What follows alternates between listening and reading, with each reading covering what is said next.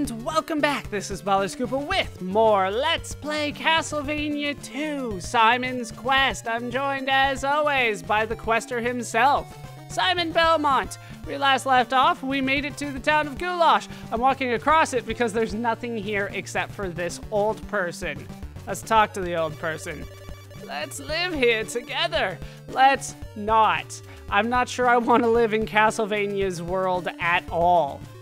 Seems like every night there is a problem.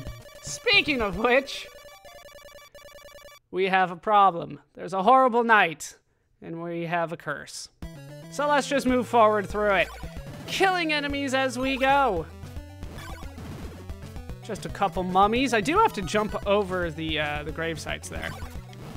Kill the birds. The birds are mean. As soon as they come down, you have to hit them. Otherwise, they will get a shot off on you. Oh, he backed up. I thought I dodged him, but no, he came back the other way. I don't like the birds. Like, these things, no problem.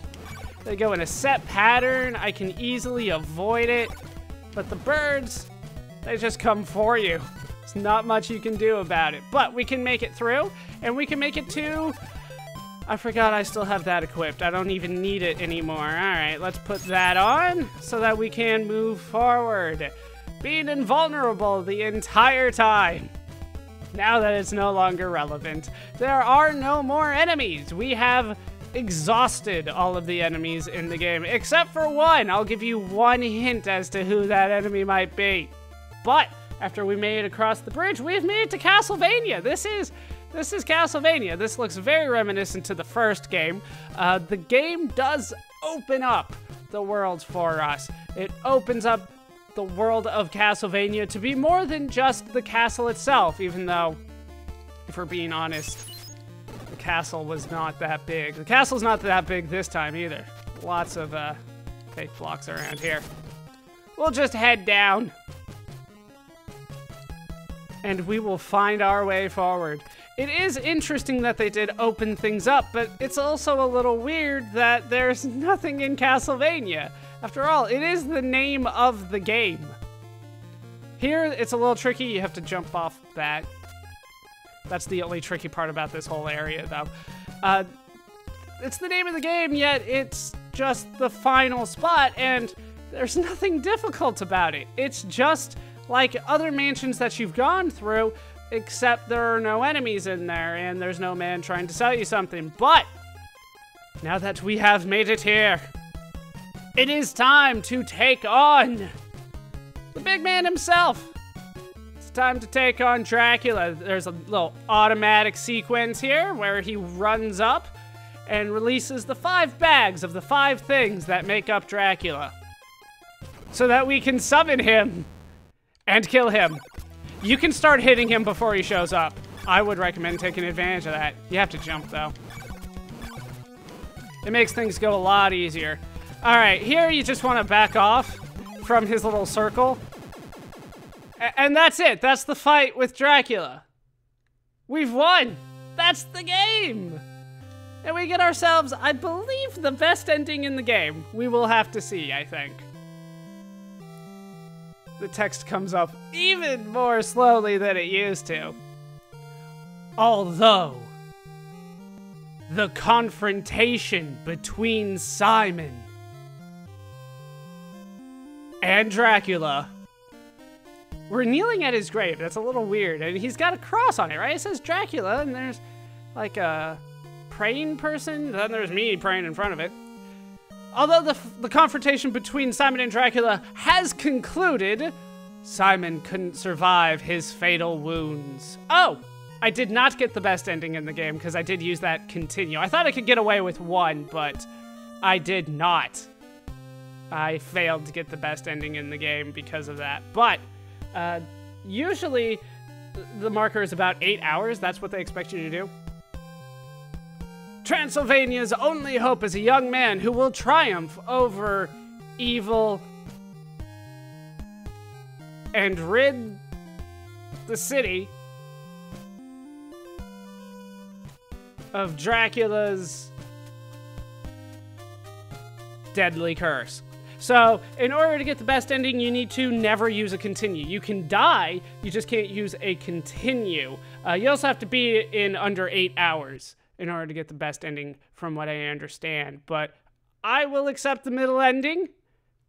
That's the one that I earned, and I am willing to accept that. I will say that the best ending in the game is not that much better, but I will show off the best ending in the game and the worst ending in the game, which is distinctly worse. It's in black and white and everything. I will show off the other 2 endings of the game, but first I wanted to talk about the game. Let's kind of do a little mini review here. The game's graphics are, if we're being honest, on par with the first game. They might even be a little bit worse than the first game due to some graphical errors that I was getting along the way. The platforming is harder. The actual platforming itself is harder, but the enemies that we're encountering along the way are a lot easier. Overall, I would say the game is easier than the first game, with the exception that you have to know what you're doing. If you have a guide, if somebody tells you what to do, this game is pretty easy. With that said, if you do not have a guide, if nobody is telling you what to do, I honestly don't think you can beat the game. It's that cryptic. Cryptic doesn't even begin to describe it. It's seemingly random things that you need to do sometimes. Crouch with a certain orb equipped. That's not something that always occurs to me, especially since nobody in the game seems to have brought it up. But I think the soundtrack is good. I just think that it is a product of its time. Think of like Zelda 2 by comparison. It took a formula that worked, changed it, and they got mixed results. I love the idea of expanding the Castlevania universe. I don't necessarily like the idea of combining a platformer and RPG at this time. I think they make it work better in later installments of the game, but for this one, it's kind of just a weird compilation, mostly because the game does not focus on the battling in this. It's just a focus on where do I go next? What am I supposed to do? I don't fully understand. But as the game, it did some things right. It did other things wrong. I think the biggest complaint that people have about this game is just not knowing what to do. I don't think it is necessarily possible to figure all of it out without somebody telling you something, especially that red orb tornado crouching in the corner thing. That one is the worst, but it wasn't the only one, right? There was the blue orb crouching in front of the lake. There were mansions that you need to go through with fake walls that maybe you could have seen, maybe not.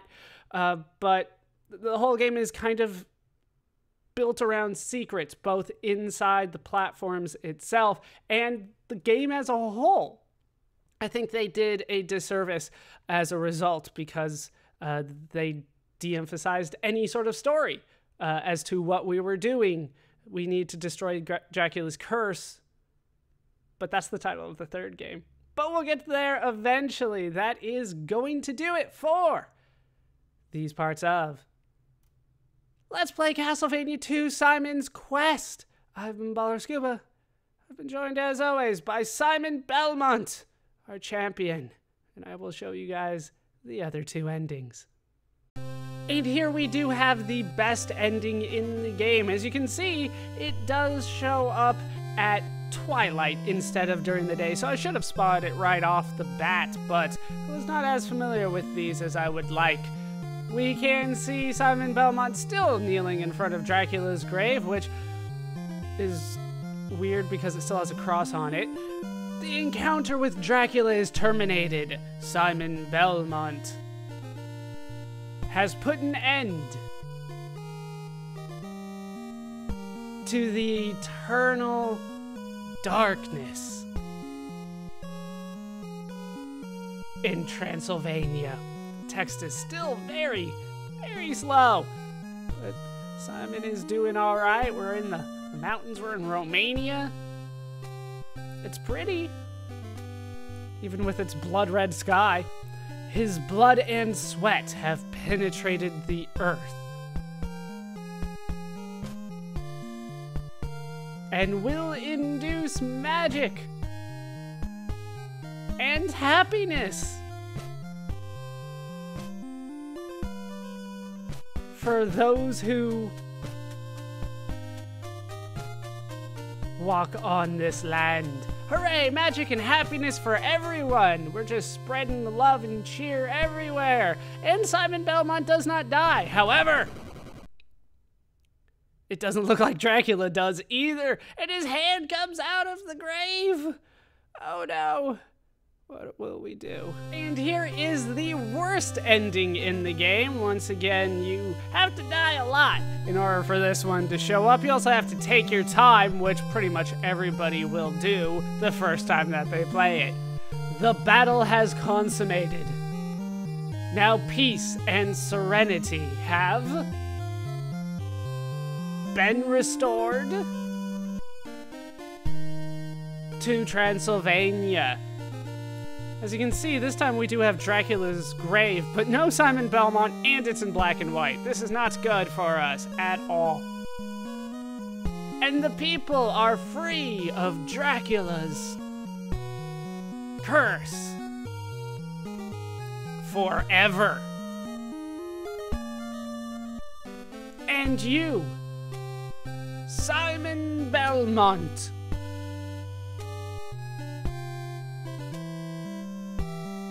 will always be remembered for the sacrifice, for your death, for what? For your bravery and courage, but not your speed, because you took a long ass time and you died a lot in order to get this thing to show up. But that is the third ending. I believe that is the end of it there.